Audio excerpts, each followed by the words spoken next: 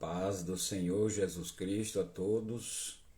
Eu sou o pastor Leonardo Nunes, pastor auxiliar da Igreja Assembleia de Deus Restauração, cujo pastor presidente é o pastor Mauro Francisco da Silva.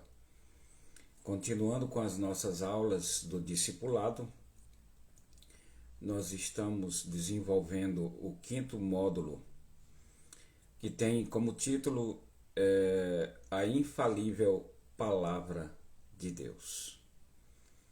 Deus, ao criar o homem, ele estabeleceu normas, princípios, estatutos, mandamentos, e é a Bíblia Sagrada, a palavra de Deus, revelada ao homem através das Escrituras.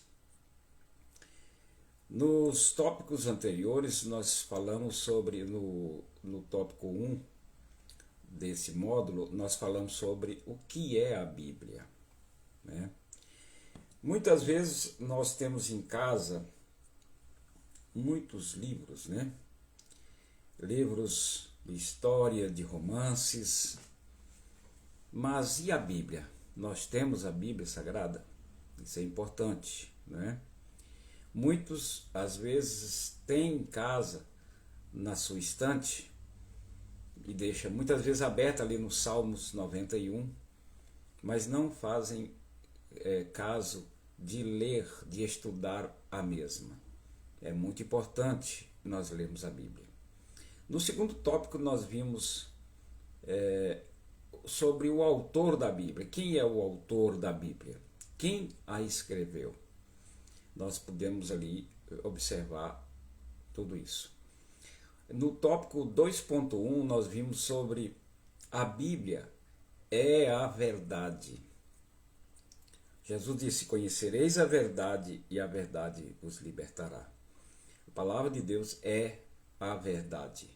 Nós vimos no 2.2, a Bíblia é inspirada, certo? Ela tem inspiração de Deus, né? Não foi vontade do homem que escreveu a Bíblia, que determinou que fosse escrito, mas o próprio Deus determinou aquilo que havia de ser escrito. Quando você vai para os livros de Isaías, né, os textos sempre iniciam assim: assim diz o Senhor. Então Deus está dizendo. Jeremias sempre começava os livros dizendo: e veio a minha palavra do Senhor. Então a palavra é do Senhor, ok? No subtópico 2.3, o tema central da Bíblia é Cristo. Então Cristo é o tema central da Bíblia Sagrada. Nós vimos isso aí nos tópicos anteriores. No 2.4, nós vimos que a Bíblia revela o que é certo e o que é errado. Você quer saber o parâmetro daquilo que é certo e daquilo que é errado? A palavra de Deus contém essas informações. Nós vimos no subtópico 3 a estrutura da Bíblia Sagrada. Como ela é composta, quantas partes ela tem, quantos livros. Importante. No tópico de número 4, por que devemos ler a Bíblia Sagrada? Esse é o tópico que nós vamos estar falando hoje na nossa sexta aula, videoaula do discipulado, no 6º módulo, ok? Bom, por que devemos ler a Bíblia? Bom, é uma pergunta. Normalmente nós fazemos alguma coisa com algum objetivo, com alguma razão, né? E sempre somos motivados também por alguma coisa. O que é que nos motiva a ler a Bíblia? E por que nós devemos ler a Bíblia? Primeira coisa, no subtópico 4.1, ela diz assim: porque ela é a palavra de Deus. Eu devo ler a Bíblia porque ela é a palavra de Deus. Quando eu estou lendo a Bíblia, Deus está falando comigo. Quando eu estou orando, eu estou falando com Deus. Então eu leio a Bíblia porque ela é a palavra de Deus.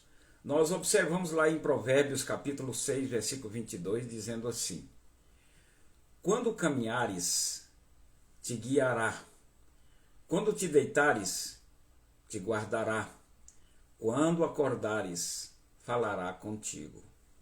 Então note que a palavra de Deus, ela nos guia, ela nos guarda e também falará sempre conosco, não é?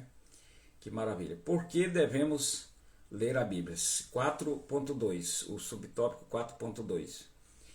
Ela é o alimento para a nossa alma. Nós, quando fomos criados uma tricotomia, ou seja, corpo, alma e espírito.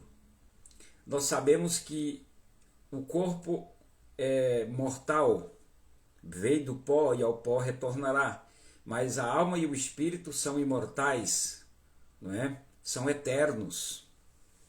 Então, nós temos por costume tomar pelo menos 3 refeições durante o dia para manter o nosso corpo saudável. No entanto, muitas vezes nós esquecemos de alimentar a nossa alma, porque a alma também precisa de alimento. E aqui nós vemos que nós devemos ler a Bíblia porque ela é alimento para a nossa alma. Note o que diz Lucas capítulo 4, versículo 4. E Jesus lhes respondendo aqui a Satanás quando estava sendo tentado no deserto. Ele disse assim: está escrito que nem só de pão viverá o homem, mas de toda a palavra de Deus. Então, a palavra de Deus é alimento para as nossas almas. Nós ainda observamos lá no Evangelho de João, no capítulo 6, versículo 63, diz assim: o Espírito é o que vivifica, a carne para nada aproveita. Agora preste atenção. As palavras que eu vos disse são espírito e vida. Então, a palavra é espírito e vida para a nossa vida espiritual. Ok? Lá em 1 Timóteo capítulo 4, versículo 6, a Bíblia diz: propondo estas coisas aos irmãos, serás bons ministros de Cristo, criado com as palavras da fé e da boa doutrina que tens seguido.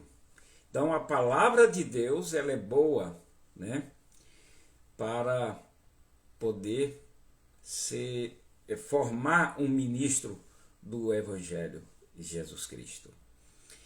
O subtópico 4.3 diz: ela nos proporciona conforto e paz. Por que eu devo ler a Bíblia? Porque ela nos proporciona conforto e paz. Nós observamos na palavra de Deus porque tudo o que dantes foi escrito para nosso ensino foi escrito, para que pela paciência e consolação das Escrituras tenhamos esperança. Então, tudo que foi escrito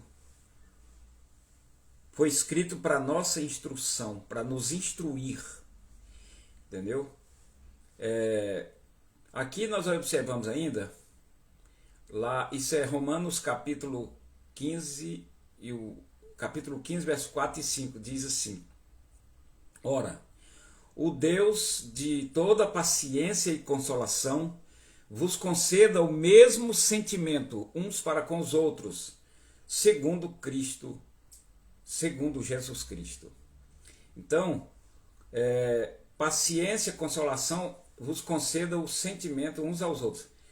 Com a mesma paciência e consolação vos conceda o mesmo sentimento uns para com os outros.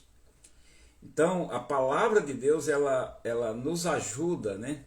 Nos consola nesses momentos. A Bíblia diz lá em Jeremias, capítulo 15, versículo 16, assim: achando-se as tuas palavras, logo as comi, e a tua palavra foi para mim o gozo e a alegria do meu coração, porque pelo teu nome sou chamado, ó Senhor dos exércitos. Então, note aqui que a palavra de Deus, ela traz gozo e alegria para o nosso coração. Temos aqui várias referências bíblicas, mas não vamos deter nelas hoje. Eu quero passar agora para o próximo tópico, que vai falar sobre os... Aliás, nós encerramos a parte que fala sobre a Bíblia Sagrada, né? Vamos deixar esse próximo assunto para o próximo módulo. Então nós terminamos aqui o módulo de número 5, que tem o título A Bíblia, a infalível palavra de Deus. Bíblia, a infalível palavra de Deus. Então nós podemos aprender muito aí sobre a palavra de Deus. No próximo tópico nós estaremos falando a respeito dos atributos de Deus. Deus tem atributos. Quais são os atributos de Deus?